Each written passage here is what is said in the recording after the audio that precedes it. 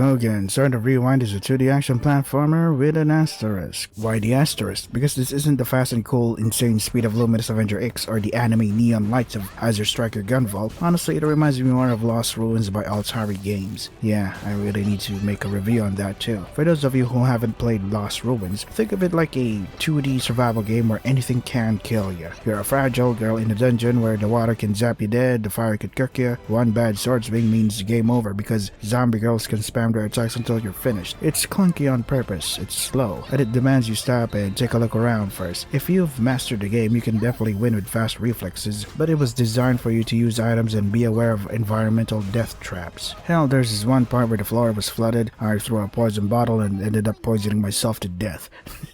I actually love that insane level of detail. I'm comparing it to COGEN because both games demand you stop reacting and start calculating. If you hated the weight of Lost Ruins, you're probably going to struggle with the pacing here. When I first started, I was confused. Why does she move so slow? But after a while, I finally understood the logic. The gimmick is simple. You rewind time for 3 seconds. One hit and you're dead. You have 0 life points unless you play on easy where you get 3 hits and an auto rewind. Those 3 bars on the upper left are your gauge. If that runs out and you take a hit, it's back to the checkpoint. The dark cool thing about this game is that even when you rewind time, the protagonist, Kohako Otori, still remembers the pain of her death. That's brutal. It makes her way more likable because she keeps a positive attitude despite literally feeling herself die over and over. Honestly, I bought this because I heard I could play as Copen, but the game is actually fun enough to have its own identity. Kohako moves slowly so you have time to calculate your next move, avoid death, or deflect projectiles. Because it was designed this way, you'll frequently get stuck in dead ends, where no matter how you rewind, you're still going to die. But that's balanced by the huge potential to learn from your mistakes and find a better way to beat an enemy. The boss battles are fun, but I hate how bosses are invincible during their attacks. I'm just standing there, waiting for their permission to hit them. It's like being at an amusement park. You wait in line for a ticket, wait in another line for the ride, then go back to the ticket booth to wait again. It's annoying. While I haven't finished the game yet because the difficulty is no joke, I really like how I'm slowly learning to do it better. It's a weird feeling. It's like I'm in a boxing match while my opponent is throwing out math equations. You're trying to keep the rhythm of the fight, but every mistake forces you to stop and solve a logic puzzle just to stay alive. That's the gameplay. If you don't like that loop, then this isn't the game for you. You might like the idea of rewinding time, but if you don't like how it's executed, that's fair. But for me, I respect the vision. It's fun, it's unique, and it's challenging as hell.